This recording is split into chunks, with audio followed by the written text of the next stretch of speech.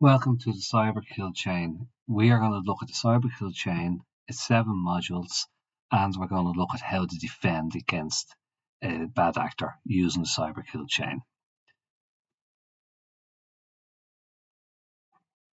So the 7 stages are 1, reconnaissance, 2, weaponization, 3, delivery, 4, exploitation, 5, installation, 6, command and control, and 7, action on objectives.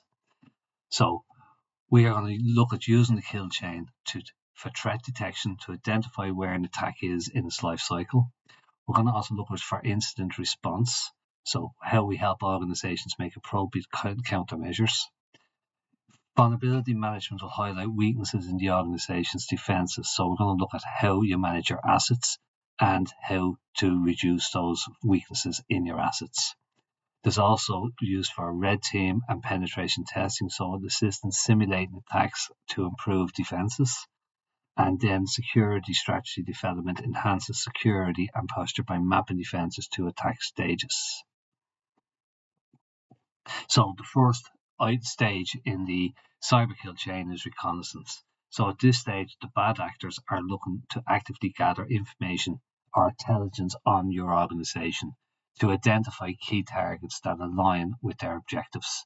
So their research may include harvesting of email addresses, identifying employees on social media platforms such as LinkedIn, Facebook, etc., collecting press releases, contract awards, and conference attendee lists, and also discovering the internet-facing servers. This reconnaissance phase is critical to shaping their next steps in the attack, and I will go into these in a bit more detail later on, certainly in how to defend against them. So the next stage is weaponization. So at this stage, the bad actor will look at setting up their attack by automating malware creation, packaging it for delivery. This process involves acquiring the payload. It can be either developed in-house or by a third party. Selecting the decoy document, Word document, Excel document, PDF document. It could be a link in a website to a web server, etc. Then they choose the back door. So this is what they're going to implant in the organization and how they're going to configure their command and control infrastructure. Then, of course, they're going to embed a unique mission ID into the malware. Now, the mission ID is going to consist of different parts. One is it'll have the mission ID, which will be for this particular malware, the command and control infrastructure, the backdoor, etc. But it'll also have information such as the organization being targeted, etc. Because they may target more than one organization within one attack, and just see how many people take the bite or how many people actually give them the information needed or click on the link, or they're not going to get access to all sites. And then, of course, part of this is that it's going to compile the backdoor and weaponize the payload. So this phase ensures the attack is fully prepared for the next stage, or the execution. So the next stage is delivery. So at this stage, the bad actor is looking to deliver the malware. So they're efficiently initiating the attack. Delivery methods may include direct attacks on web servers. They could include malicious email, infected USB devices. One trick they have, and I mentioned this earlier, was looking at your contracts and maybe new contracts, and they could send by post or deliver to reception USB sticks that are supposedly from this contractor, and the USB stick contains malware. So it means they don't need to get direct access to the building. They don't need to send by email. They're hoping that the infected stick, that there's no policy in place and somebody plugs it in. And the other way to then look at delivery is through social media interactions. So interacting with you on the likes of social media, websites, etc. And then, of course, it's through compromised websites. So they might actually compromise your website, which is in your DMC, and that compromised website may give additional access into the network. So the goal of this particular stage is to ensure the malware reaches its intended destination for execution. So then we look at the exploitation. So how they're going to gain access to the victim systems. And at this, they're really looking at the vulnerabilities in software, hardware, or human behavior. or they're looking for a zero-day exploit, which refers to a previously unknown vulnerability code that the bad actor may use at this stage to gain access. So, what would they do? Well, they identify the targeting of software that may have the vulnerability, or hardware that has a vulnerability and may not have been patched, or they're looking at human vulnerabilities, emails, USB sticks, etc., where the human will actually do something to interact with the systems directly. As I said, they may develop or obtain a zero-day exploit. And of course, then they're going to execute exploits on server-based vulnerabilities. So they're looking for access to the servers there.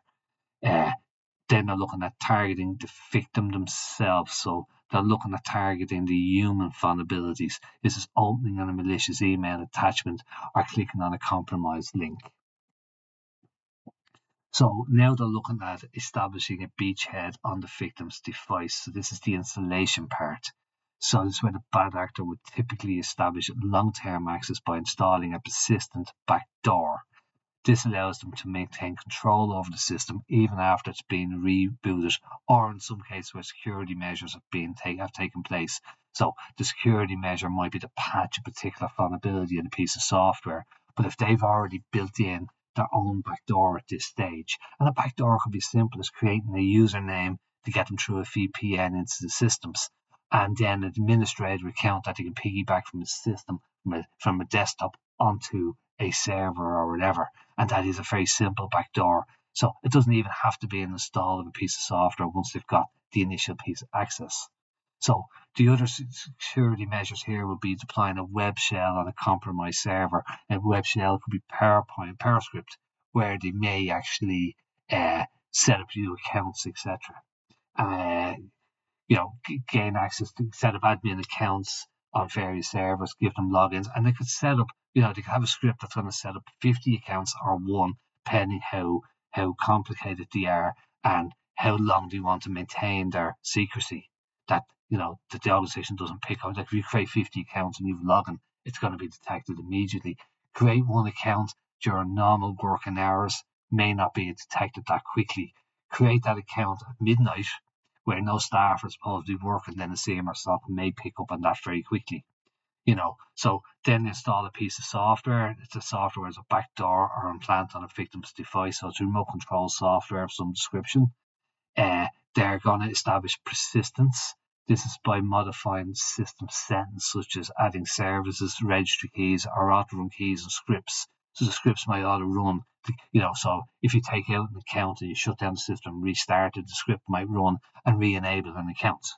And then of course, if they've installed malware in the systems, they may change timestamps and try to mask the malware as operating system or as part of the operating system or as part of another piece of software. So these tactics will help bad actors avoid detection.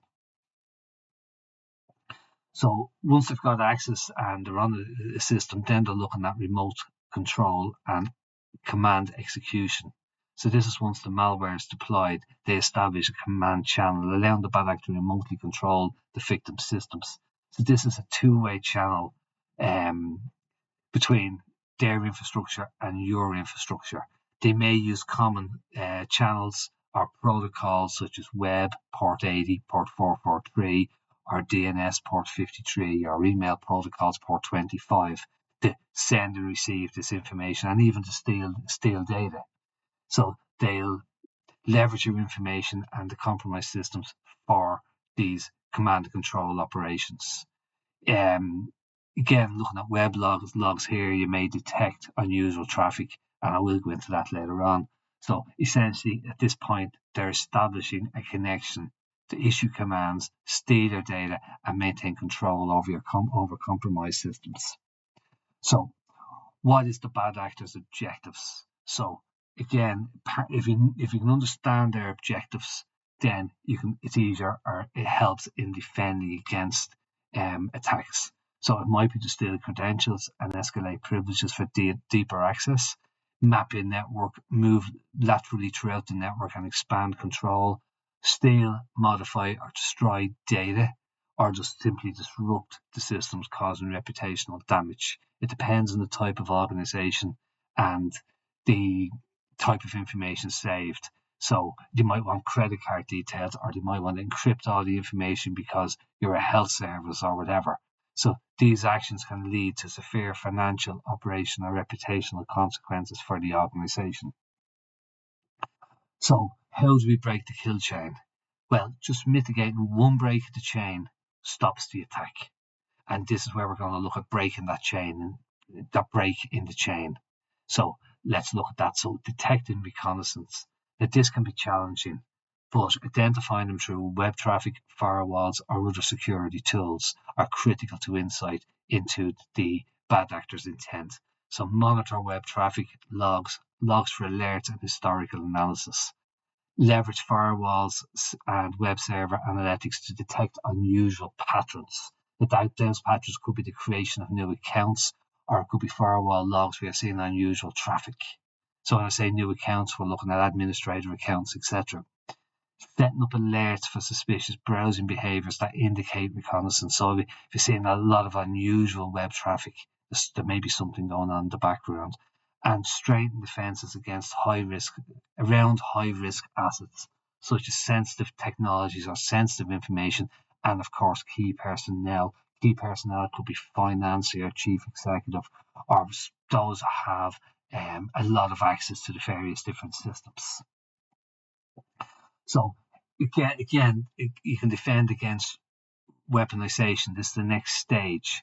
So this is really, really difficult to spot in real time, but logs and after the event can give an insight as to what's going on.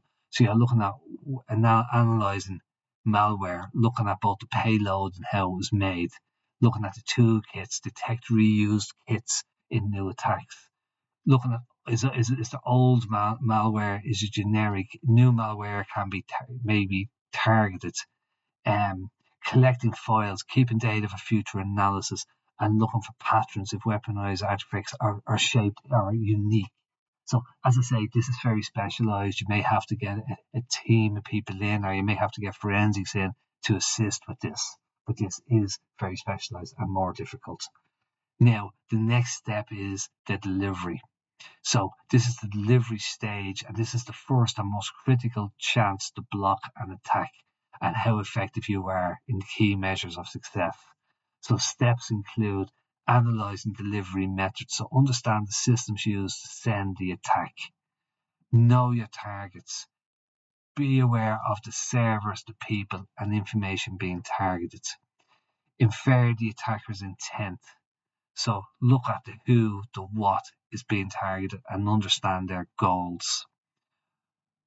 Look at the detect and look at malicious payloads at the delivery stage using the above clues. Track timing, analyze the attack, when the attack started, especially the time of the day. Collect logs, keep emails, web logs for investigation so you can trace the attack if detected at a later point in time. So the next one is defending against exploitation. And this is traditional hardening. It's improving resilience. It's custom solutions are needed to stop zero-day exploits. So if there's a zero-day exploit, you may need a custom solution because there may not be a fix to that exploit at that point in time. Actions can include user awareness training and email testing for employees. This is where you're teaching employees user awareness. Don't click on the link. Don't open an attachment. How to spot a phishing email. You're also then testing. So you're sending test phishing emails and you're gaining insights into your staff or your employees' behavior. And many are clicking on links, and many are opening attachments, and many are entering credentials. And you're looking for continuous improvement there. Then you're looking at security by design. This is secure coding. This is training your developers to build security in at every point in development. And certainly security by design, at the very least, should be built into each milestone in a project, and it should be tested and checked at each milestone or throughout the project itself at the different stages of the project. Vulnerability scanning and penetration testing should be carried out on a regular basis. Vulnerability scanning can be automated and could be run monthly, weekly, quarterly, I prefer monthly myself, but you could go for either, depending on the risk and the risk appetite of the organisation, and um, how how sensitive the information is. Penetration testing, I suggest you do yearly, or when there's changes in code, or etc., or you upgrade a firewall. All that type of this testing should be done when there's something that will change. So your penetration testing will identify where there's misconfigurations or bad coding in the code. The vulnerability scanner will pick up bad coding, and it will pick up some of the misconfigurations, but in particular, it'll look at the software being used, it'll look at the various types of ports being used, the protocols being used, and it'll look at where you can improve and lock down and upgrade or harden the software itself. So moving on to hardening, you've got endpoint hardening. So this is restricting admin permission. So no user should have an admin permissions. It should be a separate account for your administrator permissions. If you've got a user as both an administrator, he should be using normal user permissions when doing day-to-day work, and then using the run as command, run as administrator, if something needs admin permissions. But ideally, you shouldn't be logging in as administrator where possible, unless that work must take place on the server itself. Then you've got the Microsoft Enhanced Mitigation Experience Toolkit. It can be downloaded by Microsoft. It'll give you additional insights and tools to help defend against bad actors. Important is custom rules to block shellcode execution, such as PowerShell. So if you've got servers and you must use PowerShell, then you must use PowerShell. But if you have servers that don't need PowerShell on them, lock it down. You don't need PowerShell, or you don't need to be able to run shellcode. That execution should be all disabled. And then you have the endpoint process for auditing for forensics. So in the event of something happening, you may want to isolate the endpoint. You might want to send your way for auditing for forensics to identify what happened, how to get in. Did someone click on an email link? Did someone enter? How did he get the credentials? What websites were visited, etc. So the next one is defending against installation. So this is the installation of malware, etc. So this is to implement your endpoint monitoring to detect and log installation activity during the malware analysis. Focus on the installation phase to develop new endpoint mitigations. So you're using security tools to block or alert when malware tries to install in common areas like hidden folders in the operating system, for example. So it's alerts there. You're ensuring malware can't run with special admin permissions. We spoke with this earlier, so no user should have admin permissions, and therefore, if malware gets in, it's going to have to try and run under normal user permissions, and the operating system should not allow it to execute. So avoid using the admin permissions as much as possible. Regular antivirus scans can help catch unusual file creation during the malware installation. So antivirus should be updated every single day. Antivirus should run a scan, I'd say at 1 o'clock each day during lunchtime, and antivirus should be running in real-time mode so that it's operating in real time as well. So it's going to scan the memory and that part of it, because there is now viruses that can run in memory. Now the thing about it is, with running memory, once you do a restart, it sort of removes it from memory. But if the machine starts up and there's a registry key change or a script that's running, it can push it back into memory. Check for any digital certificates in programs to confirm they are from trusted sources. So look at the digital file, look at the digital signature. You can use websites now to check, are they from a legitimate source? But malware can still hide behind it. And in short, this is about security tools, regular scans to stop harmful programs before they can install or run. So the next one is the bad actor objective. So what's a bad actor looking to do? Yeah. So the longer a bad actor is on the system, the more damage they can cause. Defenders must act quickly using real-time log analysis to detect, assess, and contain the threat. So incident response is important. Develop a playbook The playbook should include what steps to take in the different scenarios. You don't need to go into really low level scenarios, but the high ones. What do you do in the case of a bad actor getting access to your systems? What do you do in the event of ransomware? That type of stuff, but keep it high level. So it's just a run book. So in the event of a bad actor getting access to your systems, the first thing in the run book should be you shut down your systems, you turn off your firewalls, or you close down execution, or you block access, you pull the cable out so there's no internet access, so you block it. Then you go in, you take your various steps after that. You're looking for, you're looking at your servers for unauthorized credential use. You're looking for, monitor for data. Is someone trying to steal your data? You're looking for lateral movement. So again, if it's very hard to move laterally if you've only got user permissions. Now, if they do get into your network and there's an exploit there, they may be able to lose laterally by seeing a username and password that you shouldn't be able to see because it's in clear text file somewhere. Capture your network traffic, use network packets to recreate and analyze activity.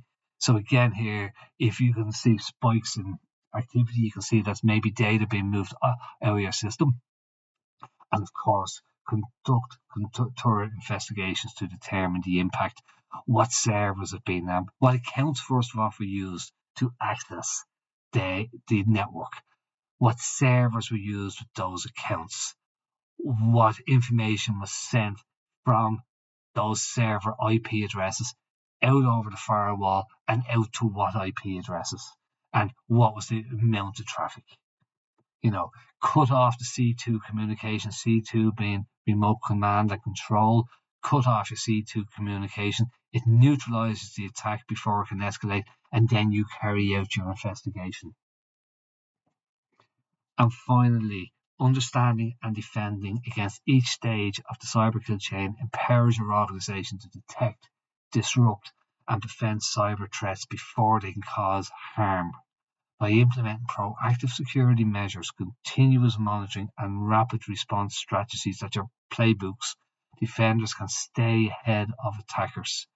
Cyber threats will continue to evolve, but with a strong defense posture, organizations can minimize the risk and enhance resilience against even the most advanced bad actors. Thank you. My name is John Daly, and please subscribe to this channel.